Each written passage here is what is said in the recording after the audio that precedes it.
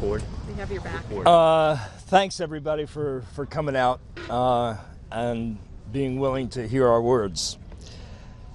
The people of the world are outraged at the destruction and the deliberate murder of the people of Gaza. And the majority of Americans are outraged that our country is taking our tax money and using it to give Israel the weapons they are using to carry out this genocide. Giving them for free as a gift of $20 billion worth of bombs from the American people to the government of Israel to murder tens of thousands of mothers and fathers, sisters and brothers, sons and daughters, families just like us. The U.S. government has made me and every taxpayer an enabler of genocide.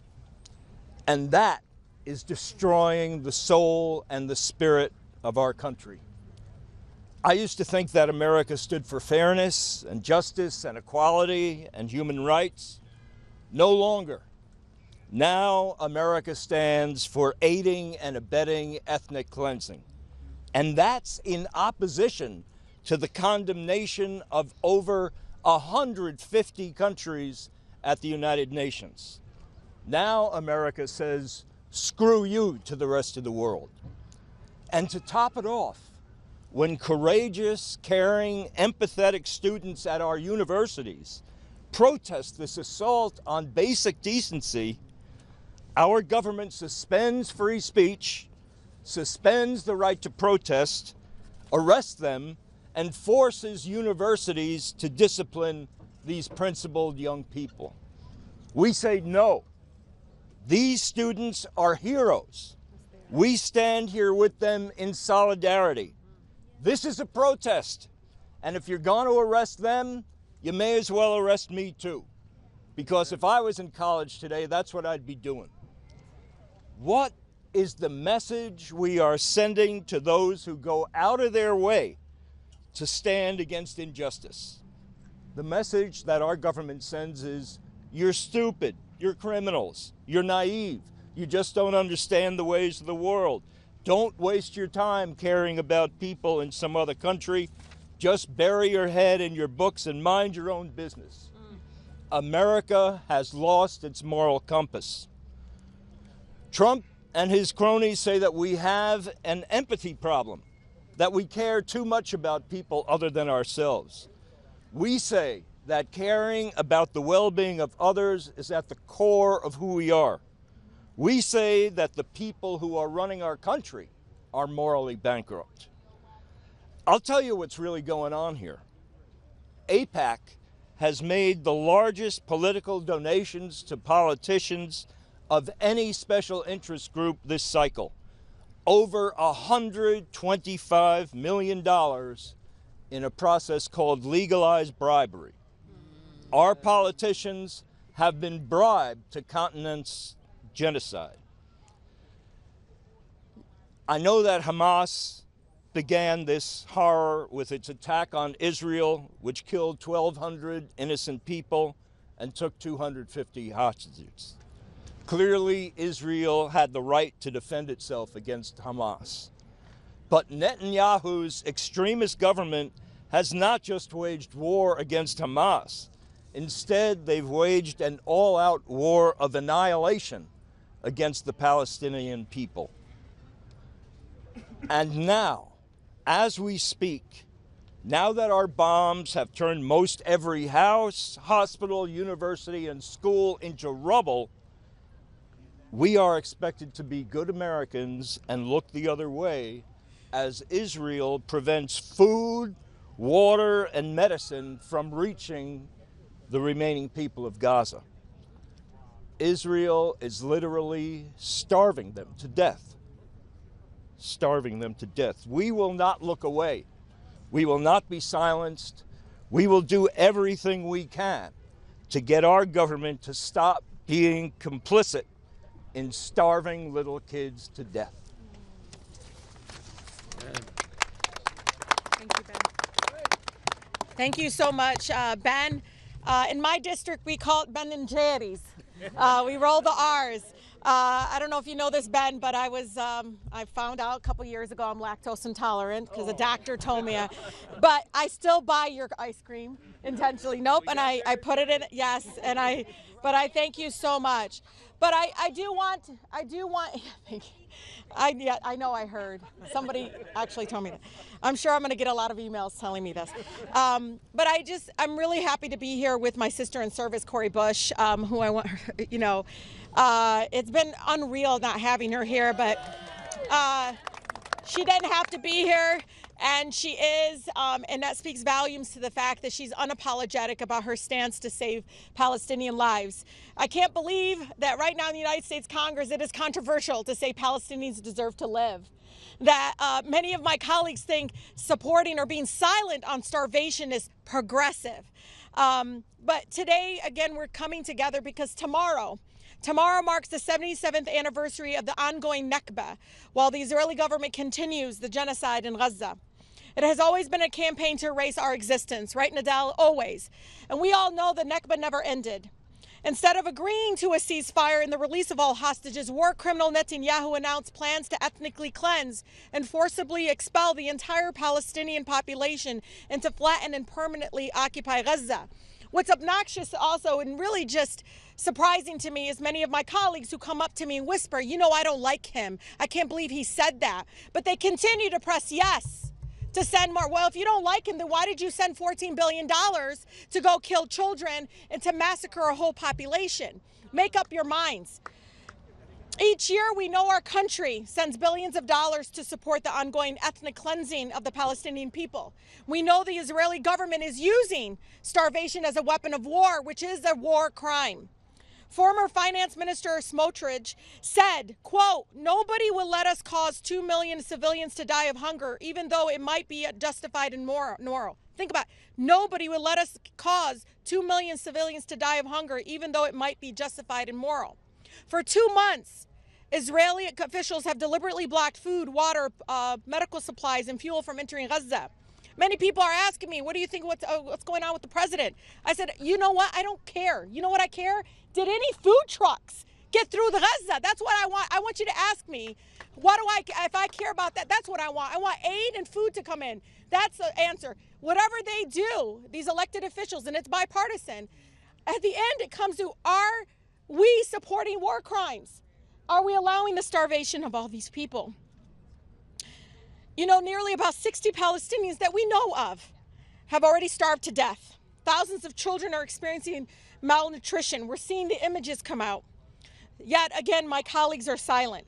Palestinians have been forced to eat grass, rotten flour, and animal feed just to survive, while thousands of trucks carrying food have sat blocked at the border. We all have seen the images of babies starved to the bone, of children mutilated and dismembered, live streamed, y'all, for the world to see. The world is standing by and letting it happen, but not us. We cannot normalize this. Our country is an accomplice to this genocide. It's appalling to witness the crackdown and violent repression of First Amendment speech on college campuses in our nation. Students are putting their bodies on the line to demand an end to this genocide, to demand that their universities divest from the same weapons manufacturers that they're sending bombs to drop on Palestinian families. Mahmoud Khalil was kidnapped by our own government and illegally disappeared to a detention facility in Louisiana, as we all know, over thousands of miles away. Recently, we know, and it breaks my heart, if you read his letter, please, if you haven't, read it. I did not know this, Nadal, that as his wife is giving birth, they put the phone near her so he can hear her labored breaths, so he can hear his wife and giving her encouraging words while he's on the phone next to her. Like having the phone, he's whispering because he doesn't want to wake up the other people, I think 10 other people that is in the same cage that he's in. But Mahmoud knows that the Israeli government imprisons Palestinians without charge every single day. The United States is doing it to him too. I want to read a little bit from the letter Mahmoud recently wrote to his son from the ICE detention center. He says, quote, "Dean, my heart aches, that I could not hold you in your arms, hear your first cry.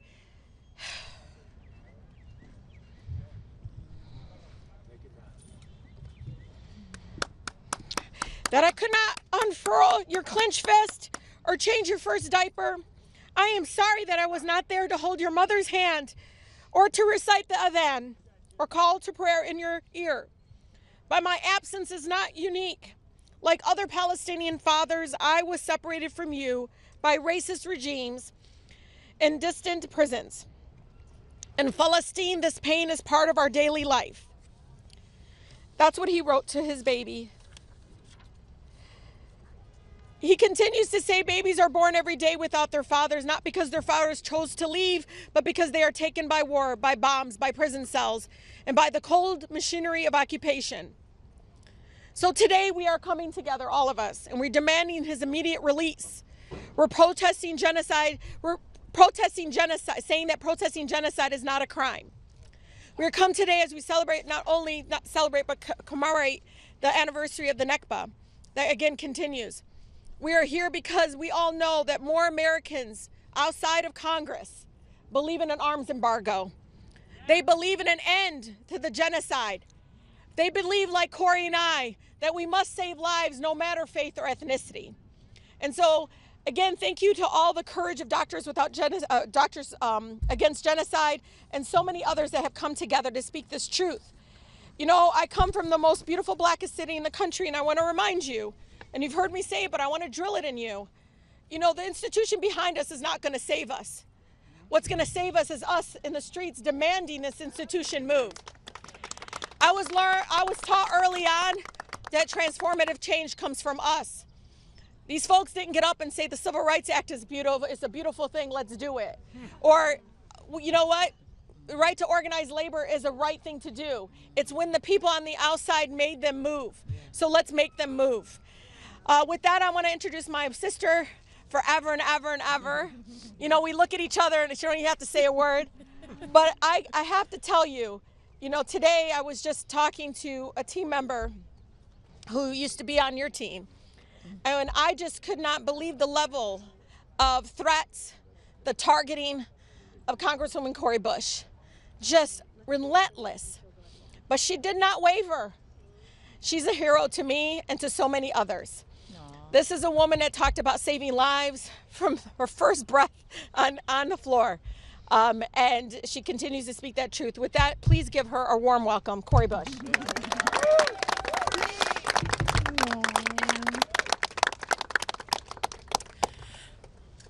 I have to say that there is no other place that I would need to be right now here today than to stand beside you as you introduce this resolution, because this is the work.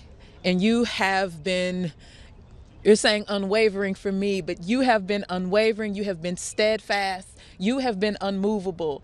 And not just because it's your own people, because you've stood with me on so many issues that pertain to Black people, most directly impacted, and so many others. You have stood the same. And so I am here to stand and to support you and to say thank you for all of the work to you and your staff, but also to the organizations that are here today, Veterans for Peace, Code Pink, Doctors Against Genocide, our Veterans Against Genocide.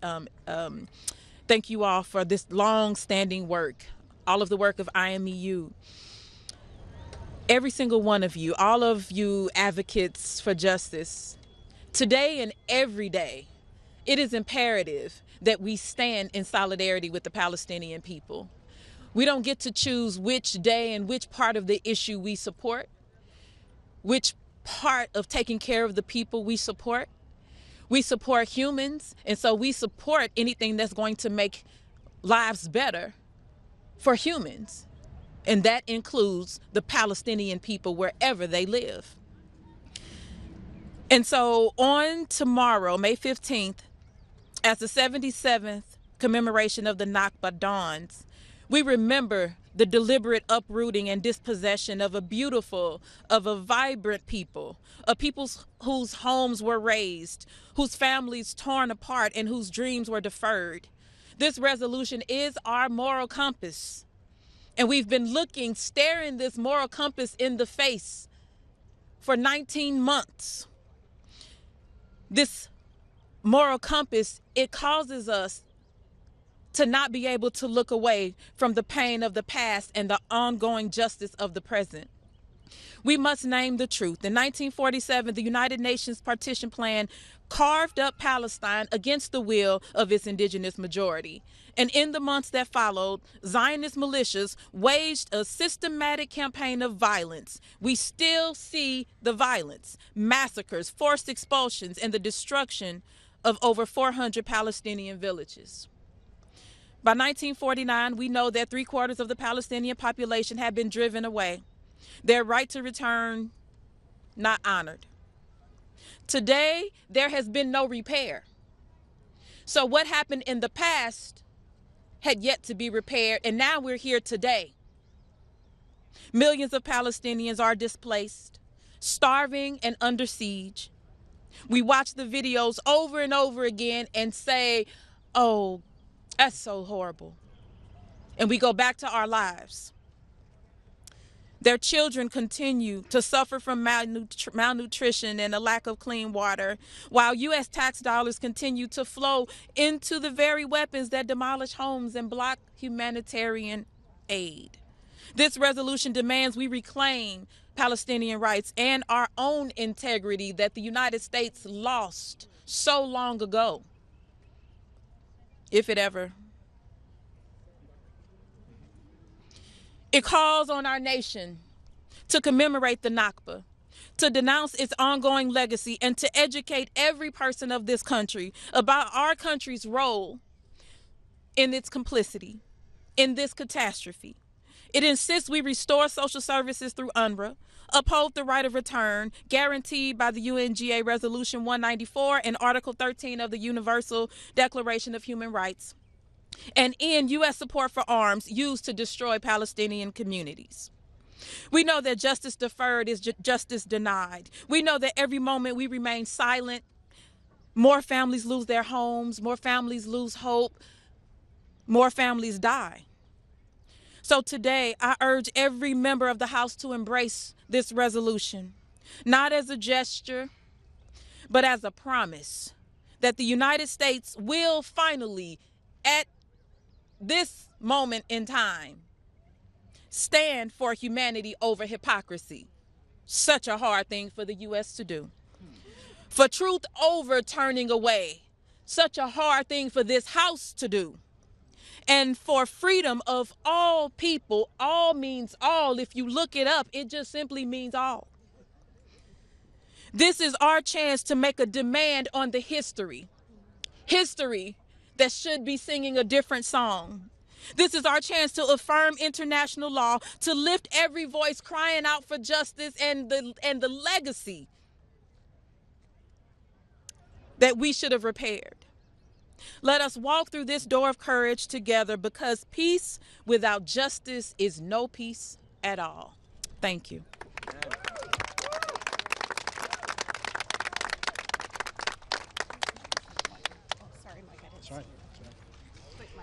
Hi, my name is Mike Ferner. I'm former director of Veterans for Peace. I was a hospital corpsman in the Navy during the Vietnam War, and I know what war does to people. For 3 years, I worked in a hospital and tried putting together the broken pieces of humanity that our government sent back from Vietnam while we were busy killing 2 million people in Vietnam. And I learned shortly after I got out of there the wisdom of what Smedley Butler, a Marine Corps Major General, said, that war is a racket. It always has been. It always will be. And that racket is run by the corporations and run by the people with well-manicured hands and smooth faces who make a lot of money out of the misery that war causes. And this is going on today as you've heard and you know about what's going on in Palestine. What I wanted to mention is just very briefly one thing, that as of 5 days ago, the IPC, the Integrated Food Security Phase Classification, said that Gaza's entire population is at critical risk of famine, and 500,000 are in danger of immediate starvation.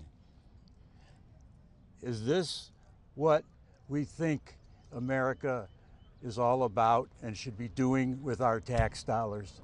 Should we be pouring billions and tens of billions of dollars into Israel so they can bomb and burn innocents, so they can provide health care for everybody in Israel, while tens of millions of people in this country have no health care? Last year, 5 miles from this place, Aaron Bushnell self-immolated, senior airman Aaron Bushnell, the protest against his genocide. Not many of us have the courage that Aaron had. But this war is killing all of us slowly inside, as we know the reality of what happens to people on the ground. And to do the best we can, veterans and allies are going to have a fast for Gaza starting May 22nd. 40 days at 250 calories a day, which is probably more than they get in Gaza. 40 days in New York at the UN, and we hope hundreds of people around the country participating wherever they are.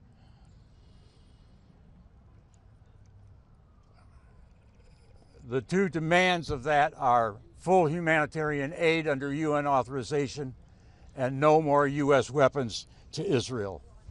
It's the least we can do. It's what we have to do to tell the people in this house who are not our government, they're owned and rented and bought by you-know-who. But as these congresswomen have said here, it's our responsibility to stand up and make these SOBs listen and try to get them to do the right thing. Thank you. Thank you, Mike. My name is Josephine Gilbo. I am a 17-year Army veteran and a former intelligence officer. 74 days.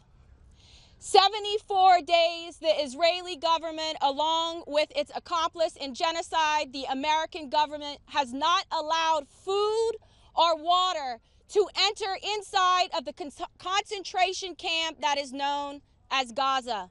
74 days, no food has entered to 1 million starving children. Where is the hypocrisy in our government when we are supposed to stand on Christian values, on the teachings of Jesus Christ, who said to stand with the weak, stand with the hungry, and stand with the poor? Our corrupt politicians are blasphemous. They use Christianity to perpetrate an agenda. That is all that they do. It is time for mothers, for Christians, for Americans, and for patriots to stand with the values that this country has the potential to hold. Stand against the genocide. Stand against the starvation of children. Lift the aid, lift the blockade, let the aid into Gaza. Stop the genocide now.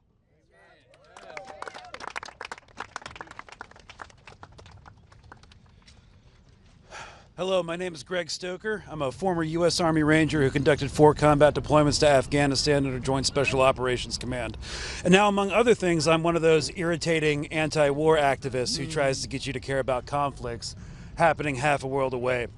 The United States has been at war for 93% of its existence, meaning that it's only experienced about 17 years of peace. This equates to 228 years of war out of 245 years of existence. I bring this up because foreign wars have been so normalized in the American consciousness that perhaps the leveling of Gaza, the destruction of its people, half of whom are children, is simply business as usual. What can I do about it, and why should I care?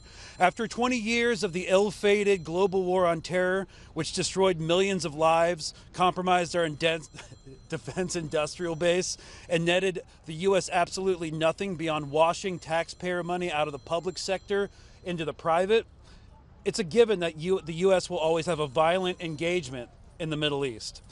Gaza is different, however. We have watched in real time how Israel has systematically assassinated journalists, medical workers, civic leaders, demolished every school in Gaza in order to erase Palestinian identity, leveled graveyards, destroyed all civil infrastructure save a few bombed out hospitals, and killed more children than in any other modern conflict.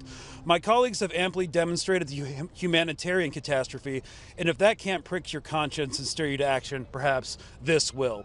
Whatever our politicians, most of whom are captured by corporate and foreign interests, are willing to do to Palestinians, they are inevitably, over time, willing to do to you. The precedent has been set. The state policy of bombing hospitals is normalized. Controlled mass starvation is now acceptable, and the arbitrary disappearances in detentions are on the rise globally, including here.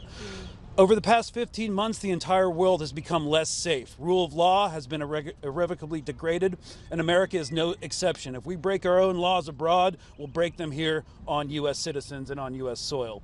Former Vice President Kamala Harris accused President Donald Trump of being a fascist without acknowledging that she is part of the same exact system that funds a genocide abroad and expands the national security and police state here at home. This is not a left-right issue. This is an all of us issue. The mechanisms of violence and repression that we exercise abroad are almost immediately implemented right here back at home. The same policing methods and technology that enforce occupation and apartheid on Palestinians are monitoring you, starting with journalists, international aid workers, and activists. If our government and its driving corporate interests are willing to starve Palestinian children, they're willing to starve yours as the material conditions here in America worsen, as rent continues to rise, Medicaid and other social programs are cut, and poverty is increasingly criminalized. There is only force, the funding of the military, and the suppression of dissent, both foreign and domestic.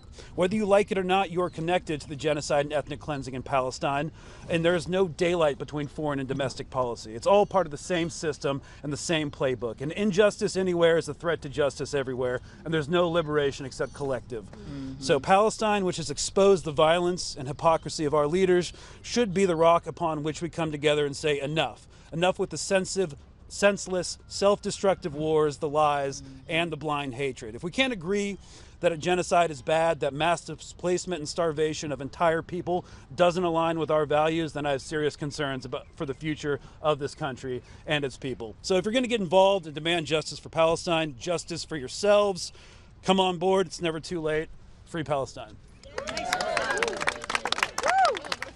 Thank you everybody for being here today. It means so much to all of us. My name is Diana Ostrike. I'm in Iraq War and served as a combat medic veteran there. I went to war knowing what I was willing to die for. The answer had unquestionably always been America. But the night my commander gave me an order to run over an Iraqi child to keep the convoy rolling the next day challenged me. How can I run over another mother's child? Was this what my God and my country required of me? God stood in front of my good intentions and disarmed me. It wasn't enough to know what I would die for anymore. I needed to know what was worth living for. That's right. I was going to fight for what every soldier wants, peace, but with sacrifice instead of bullets, because no one is outside of God's jurisdiction to love.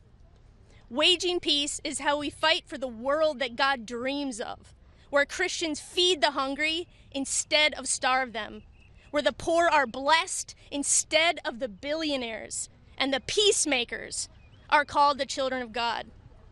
In Gaza, 3,500 children under 4 years old are on the brink of imminent death by starvation. If you knew a bomb was going to drop on a daycare center where 3,500 children were playing, wouldn't you do everything you could to step in front of it? We're stepping in front of the Capitol because we refuse to allow the country that we love to be collaborators with starving children to death. Starving children is not a war tactic. It's a war crime. We will make no peace with Israel starving Gaza's children for 73 days. End the blockade. We will make no peace with 5 to 9-year-olds making up the single biggest age category of the dead in Gaza. End this genocide. We are calling all Americans to step up and step in front of the bomb of starvation and stop Israel's blockade on food, because all children are worth stepping in front of a bomb for. We are clear on our marching orders, America. Are you? As a combat medic, my orders charge me to fight to save every single life on the battlefield, civilian or enemy, provide food and medical aid, even to prisoners of war. This matches my marching orders as a Christian, to feed the hungry instead of allowing them to be starved, to protect the poor and to fight the powerful. Far too many Christian nationalists and Zionists are singing about heaven today while creating a hell in Gaza. War showed me this truth. We are not bystanders, we are collaborators. Or we are resistors. We're calling every American of conscience and good faith to resist. Resist Israel's blockade on food to Gaza. We're interrupting genocide because we refuse to collaborate with it. And we're interrupting Israel's starving children because we refuse to collaborate with war crimes. Waging peace requires us to put courage into action. America, will you put your courage into action? Because whatever we have done unto the least of these, we have done to God. Thank you. Free Palestine.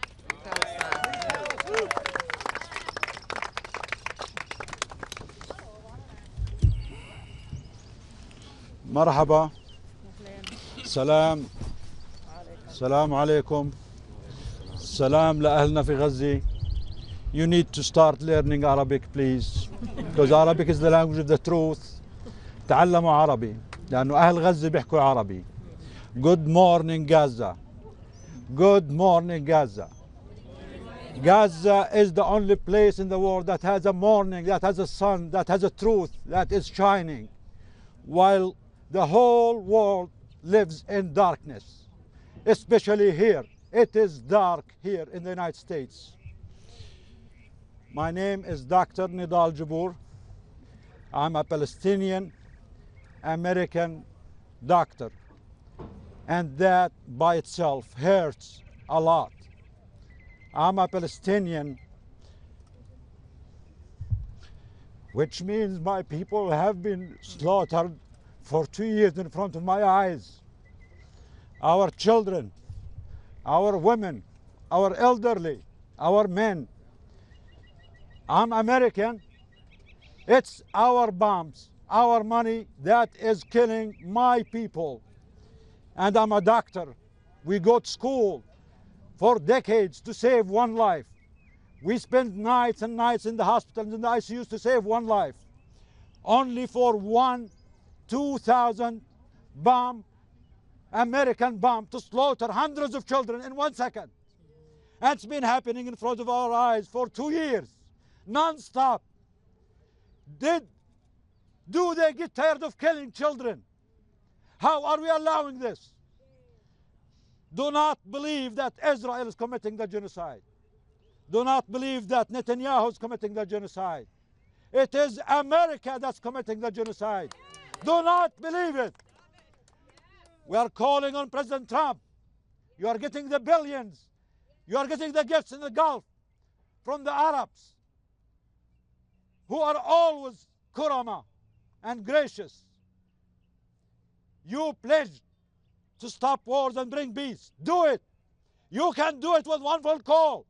No lies, no excuses. You can do it with one phone call. Stop the bombs. Allow the food in. That's right. We cannot take your lies, America, anymore.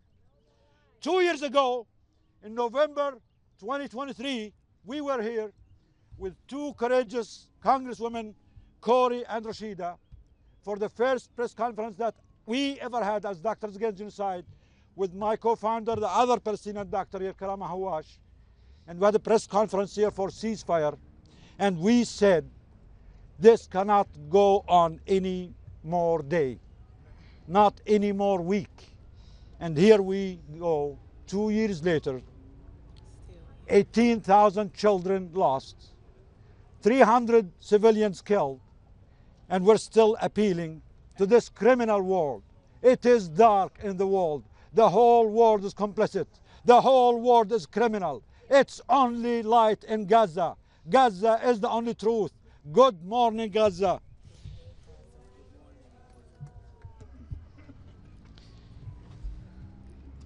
We're here because over 18,000 children in Gaza have been slaughtered, because hospitals have been bombed every day. And you saw the news yesterday, 2 of the last remaining hospitals in Gaza were bombed. With your money, with your taxes, with your complicity, all of us, in front of our eyes. More than 1 million children have been starved for months and months, while the food, the aid, the medicine sits there 5 miles away. We're allowing the bombs to go in, but the great United States of America, the great Trump, cannot allow the food to go in. And they want us to believe these lies. Children are not collateral damage. They are the target for this genocidal and criminal Israel. I am Palestinian, I am American, I am a doctor, and I do have the right to say the truth. And I do have the right not to be politically correct. If there was more than 1 million Jewish children being starved in front of our eyes, the world will not stay silent. This is the truth. We are all complicit. We enabled this. We are allowing this. It's only happening and allowed because this Judeo-Christian world is racist, is criminal, is built on genocide, is used to do genocide. And we say no more. They have no morals. They have no right to claim the moral upper ground. We say enough is enough. This is not a war. This is a genocide being live streamed by the victims for 2 years. What else do you want them to say and to show us? And what about the American medical organizations, the AMA, who stand for life, protection of life?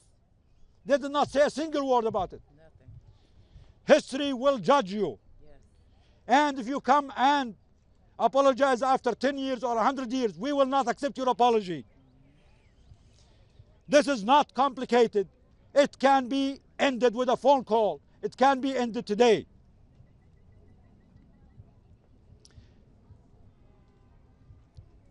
Bread, not bombs. Let the children eat. Let aid in. Stop this disaster. It's shameful. It's disgusting.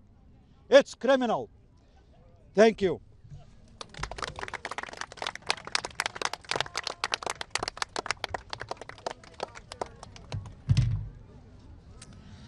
My name is Karama Hawash Kumerli. I'm an American Palestinian.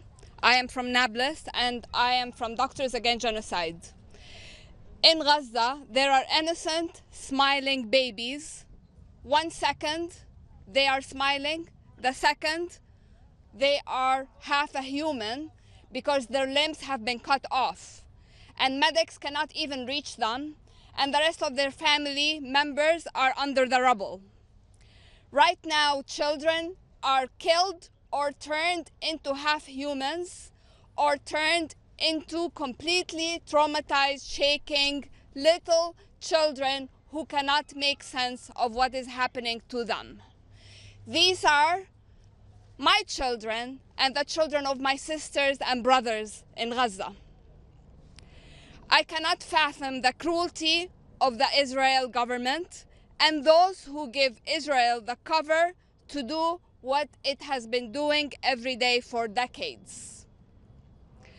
Pope Francis said in one of his final public statements, this is a genocide.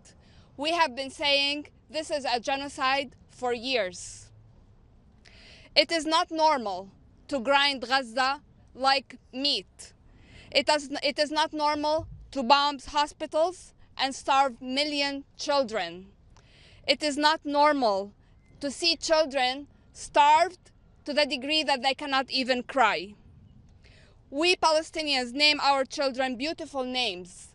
We raise them with love, we teach them to read, sing, and dream. And we will never stop fighting for the right to live. We come here along with Veterans Against Genocide, along with Congressman Rashida and Corey, who's an amazing woman, among the clergy people and all these amazing people who spoke. We come here to say, let the children eat, let the children live, not another hospital, not another child, not in our name. And we want the President of the United States to do something immediately, because he is just as complicit as the one before him, and he needs to end it now. Thank you.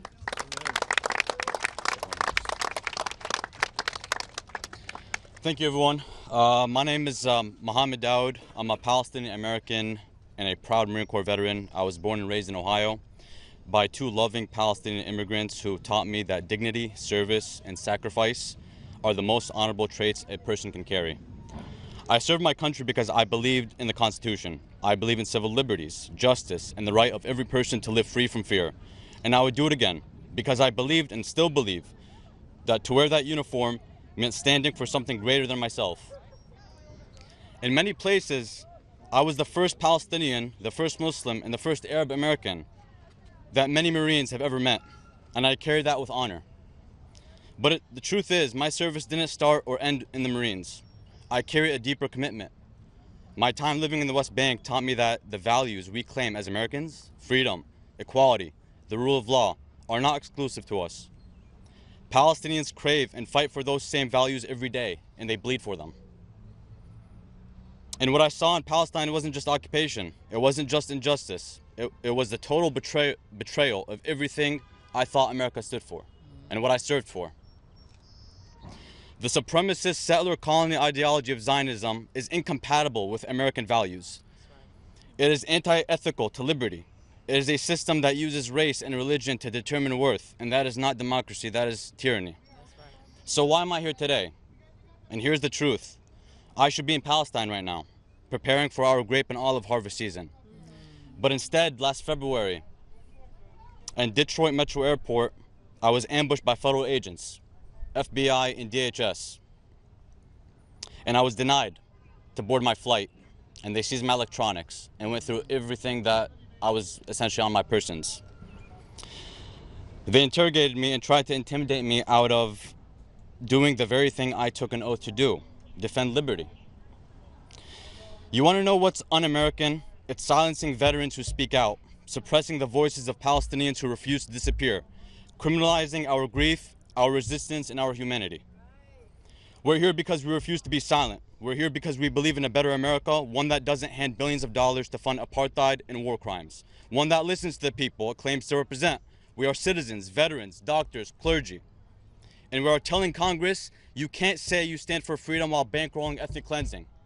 That's right. This is our country, and this is our moment, and this is our message.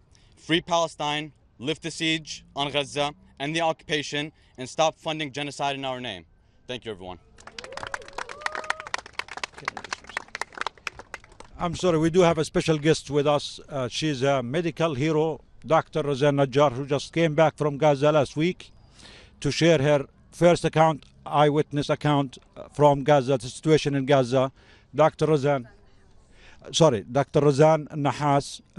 She's an emergency room doctor here in DC. She went to Gaza twice on 2 missions. The last one of them was for more than 5 weeks, 2 months. And she just came back from Gaza to share with us here what she saw there. Dr. Nahas, thank you for your heroism, for your sacrifice, and for everything you do. Thank you. Hello, everyone. My name is Razan Al-Nahas. I'm an emergency medicine physician, and I recently returned from a 2-month medical relief mission in Gaza. During my time there, I worked at 4 different hospitals. All of them were operating with minimal resources, exhausted and overworked staff, starving staff, many of whom were volunteers, and under the constant threat of attack. Several of these hospitals were targeted by Israeli airstrikes, both while I was there and since my return. At Al-Ahli Hospital, staff were given just a 15-minute evacuation notice. Doctors, nurses, patients, their families scrambled to flee before the hospital was struck by an Israeli air missile. The streets filled with injured patients, people who should have been receiving care within the safety of the hospital. A few of them died before reaching a nearby facility. The emergency room was destroyed. The lab, the pharmacy, also destroyed. A hospital that was serving the medical needs of the majority of people in Gaza City was put out of service. Nasser Hospital was also struck while I was in Gaza, and again just a few days ago. Patients already injured from prior Israeli attacks were again hit while receiving care in their hospital beds. Many were killed. Al-Aqsa Hospital campus grounds were targeted multiple times during my stay there. Areas sheltering displaced civilians, women and children. Areas where any of the hospital staff, including myself and other international medical providers, could have been at any moment.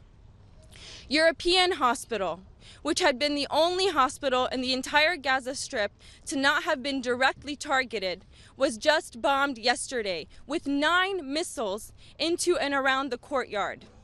The hospital grounds were destroyed, dozens killed and injured, with bodies buried beneath the sand. And just moments ago, while I was on my way to this press conference, Shifa Hospital was threatened, and they are currently, at this moment, evacuating the patients and the staff, people that I spent weeks working with. And I haven't seen the news. I don't know if they've bombed it yet or will be bombing it shortly. We've also seen repeated attacks and direct targeting of doctors, nurses, paramedics, and members of the civil defense, being abducted and detained, tortured, buried alive.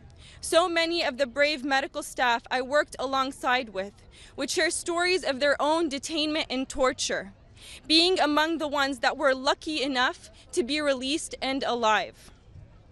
These attacks on Gaza's healthcare system are clear violations of international humanitarian law.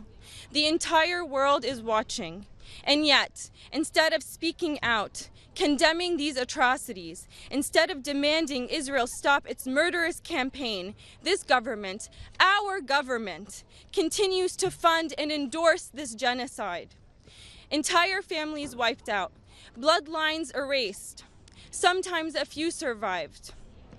I remember 2 young children, a brother and sister, 6 and 8 years old, who fortunately only had mild injuries after an Israeli missile struck a neighboring tent while they were in their sleep. As I was scanning their abdomens with an ultrasound to rule out internal bleeding, they both giggled because the gel was cold and ticklish. They didn't know that their mother, brought to the hospital just before them, lay dying from a severe head injury on the stretcher next to them, just feet away, separated only by a curtain. There were moments during my time in Gaza where I truly felt hopeless, defeated, like my hands were tied. One mass casualty incident after another. Hospitals flooded with patients, mostly women and children. You start to ask yourself, what am I even doing? With very limited resources, you care for a patient in the ER. You place tubes in their chest, control the bleeding when you can, place them on ventilators if they were available, send them to the operating room, admit them to the ICU if there was a bed. For what? Only to receive the next rush of patients a few hours later. Only to find out a few days later that many of the patients you took care of still died. An endless loop of injury, death, and destruction, such that no matter what my colleagues and I did, it often felt futile. I remember Jenna, a 9-year-old girl, a victim of an Israeli airstrike, the sole survivor of her family. She spent weeks in the ICU. Every attempt to remove her from the ventilator, the machine designed to artificially support her breathing, would fail. and she would quickly decompensate and end up back on the machine. She was extubated and re-intubated multiple times. Every time we thought she was improving, she would decline. And this was the case with so many patients, especially children. Why? No infection control. We're treating patients oftentimes on the floor because the few hospitals left do not have the capacity for the number of patients that flood through the doors with each airstrike. Sterile gowns, gloves, antiseptics, scarce. I was often caring for patients with my bare hands because with the sheer number of patients that would enter, we would not have time to go and search for gloves to exchange them between patients. Antibiotics and medications, scarce. Ventilator tubing, meant for single use, used repeatedly on different patients. Why? Because Israel is blocking the entry of medical aid. Israel is also obstructing the delivery of food. Starvation is being used as a weapon of war. And malnourished patients, malnourished children cannot heal. Their immune systems cannot fight infections. A child with every rib protruding from malnourishment, I'm missing a page, cannot heal. They need protein for building new tissue. They need carbohydrates and fats to provide the energy to support the healing process. No aid has entered Gaza since March 2nd. People are starving to death while aid sits just miles away, blocked at the border. I could speak for hours and hours of the horrible things I witnessed in Gaza without scratching the surface. And it would still pale in comparison to what my brave colleagues, the doctors, nurses, and medics of Gaza, the true heroes. I am not a hero. I had the privilege of returning. They are the heroes. It would pale in comparison to what they have had to endure over the past 19 months. It's been 19 months.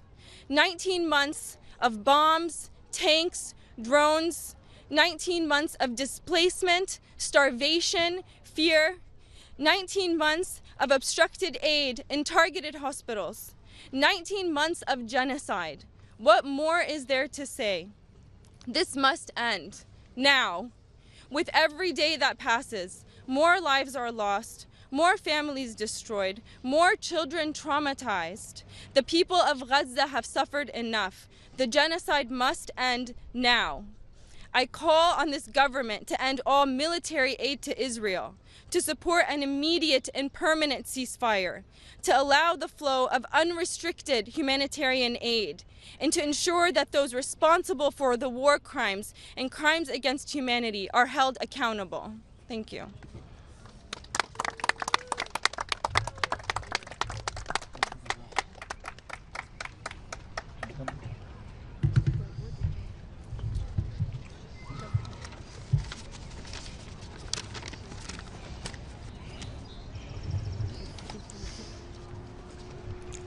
My name is Caleb Dix.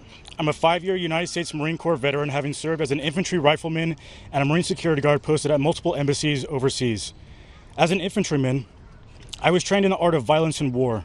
I was trained how to outmaneuver and overwhelm my enemy with violence of action through strategic tactics and proper employment of lethal weapon systems. However, I was not taught that it was okay to use these skills and tools against civilian populations, humanitarians, paramedics, journalists, and doctors, which is exactly what we have been seeing done over and over again by the cowards of the Israeli military.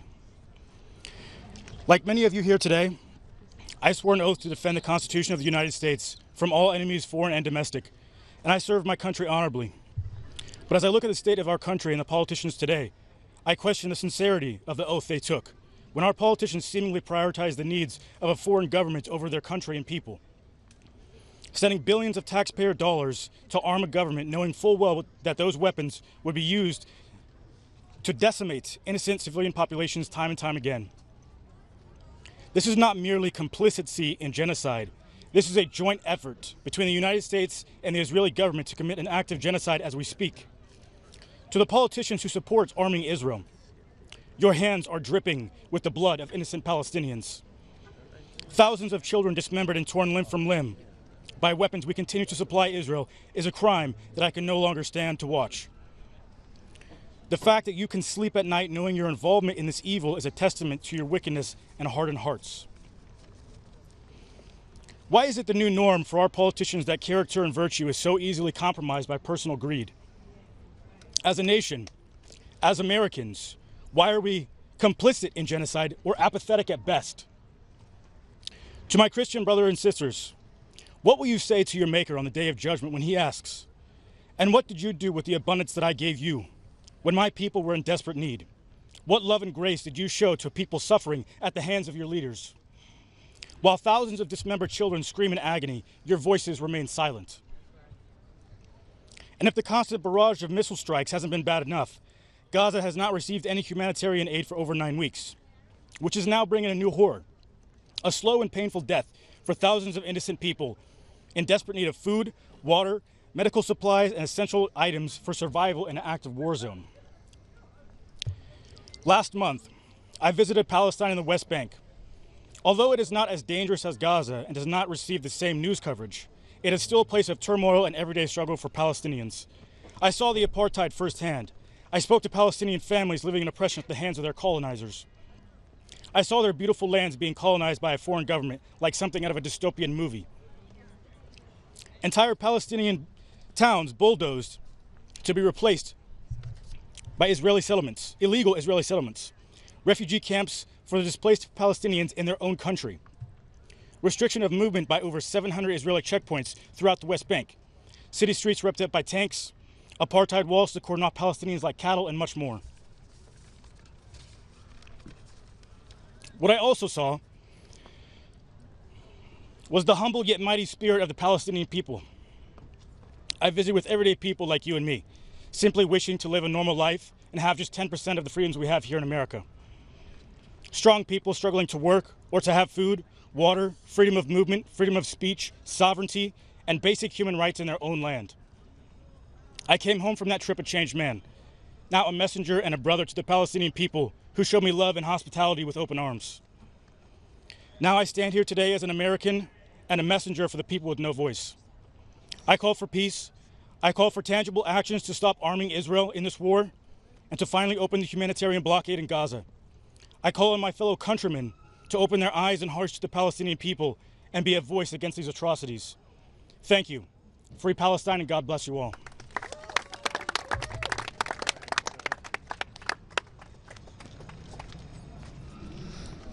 My name is Anel Sheline. I resigned from the State Department about a year ago. I resigned because it had become clear that nothing that Israel did was going to change the Biden administration's policy, despite the fact that numerous laws were being violated, laws that were passed by courageous people in this building just behind us. The Leahy laws prohibit the provision of U.S. security assistance to a military that engages in gross violations of human rights. Section 620I of the Foreign Assistance Act prohibits U.S. security assistance to a country that is blocking American humanitarian aid. A portion of the Foreign Assistance Act, which has unfortunately never actually been upheld, prevents the U.S. from selling weapons to countries that violate human rights. We know that this president is not one that tends to be governed by the law, but he does tend to care about public opinion. And he has responded to the fact that a vast majority of Americans can no longer countenance what our government is supporting and what our tax dollars are funding. He's a smart politician. He won the election on this, and the Democrats lost. My hope is that he will continue to be willing to push back against the knee-jerk militarism that this country has so long embraced, reflecting the interests of massive weapons producers, in contrast to the desires of the American people. My hope is that he will continue to reach out to groups like Iran, to the Houthis, to Hamas, in contravention of the preferences of the Israeli government. However, he's only going to do that if all of us continue to stand up, if Americans make clear that we are no longer willing to support any of this. And so it is, as others have said so much more eloquently than I, how are we all going to live with ourselves the longer that this goes on. Thank you.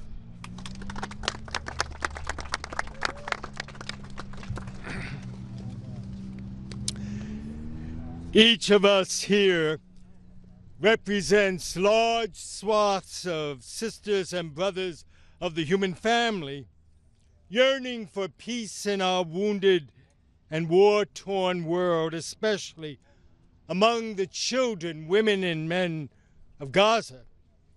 My honor, Francis Gargani, to represent my Roman Catholic community of Redemptorist priests and brothers and the international peace organization, Pax Christi. Right up almost to his last breath, our now deceased beloved Pope Francis was pleading for an end to the genocide in the war-ravaged strip of Palestine that we call Gaza. It was just one day before his death, caught on video, Francis grasped, "Yesterday, the children were bombed. This is cruelty. This is not war." In practically every public address, Francis begged for the people of Gaza. And we know personally he called the small Christian community there, struggling to survive along with everyone else, every single night. In his final Orbi et Orbi address, Francis asked the world, think of the people of Gaza, where the terrible conflict continues to cause death, destruction, to create a dramatic and deplorable humanitarian situation. I appeal to the warring parties, call a ceasefire, release the hostages, and come to the aid of a starving people that aspires to a future of peace.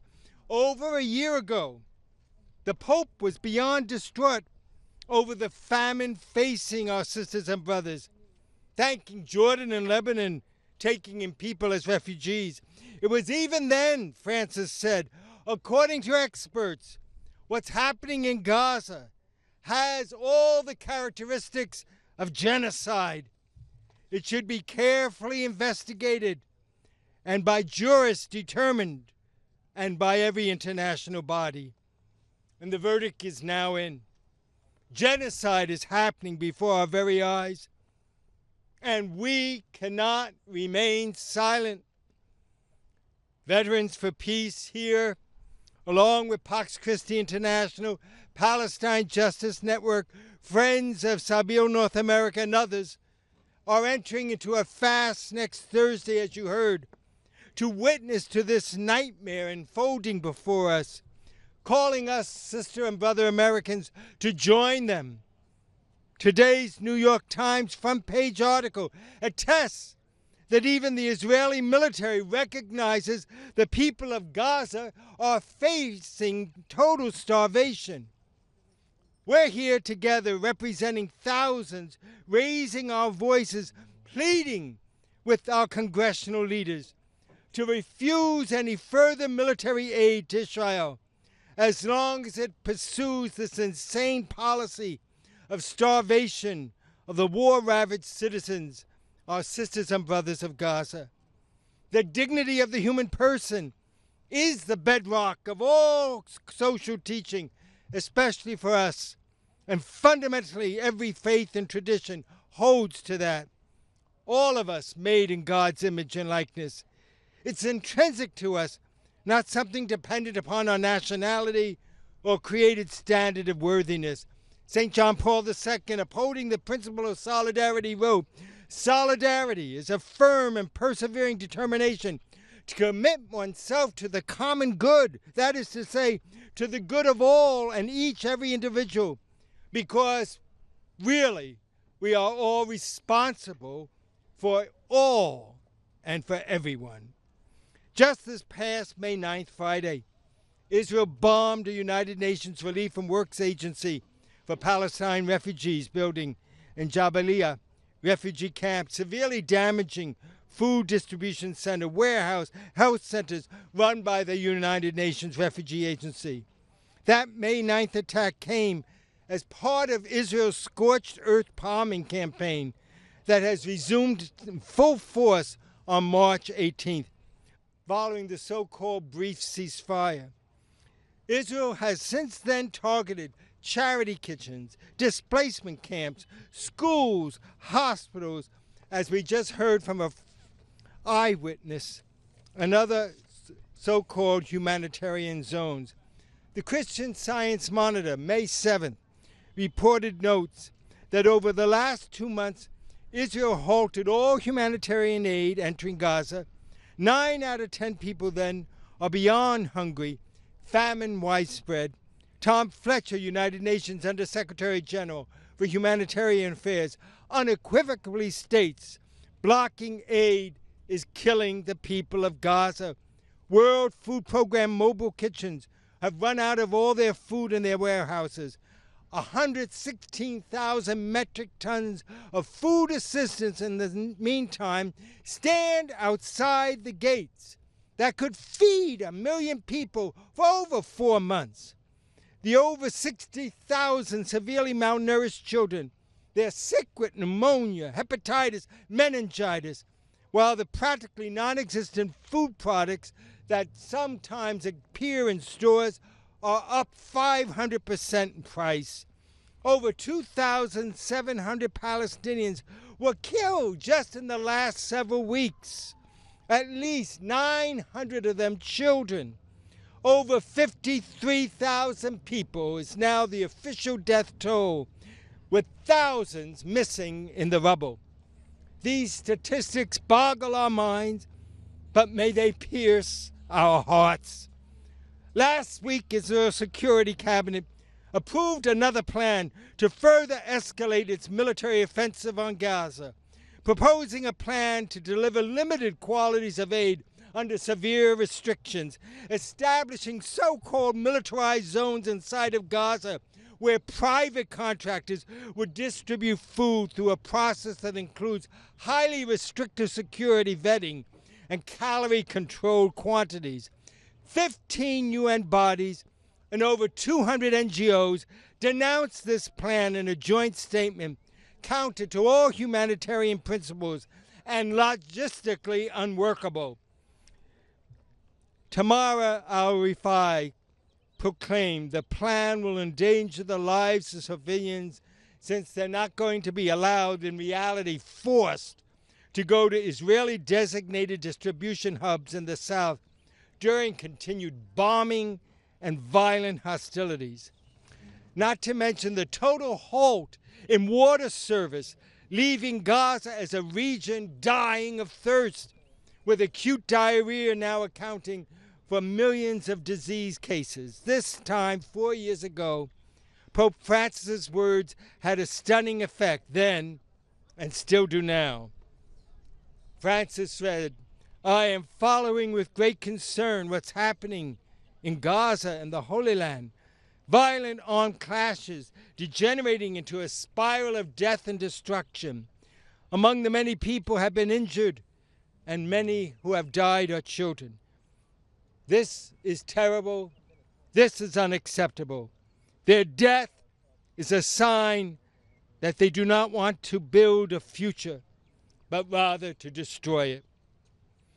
And so, sisters and brothers, we cannot be among those who have given in to the destruction of the future.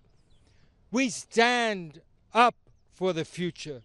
We stand together for the people of Gaza, or we stand for nothing. We refuse to unwittingly become agents of nihilism and darkness. Our presence together today states we rather are agents of God's light and peace, of disarmament and healing, of compassion and of love.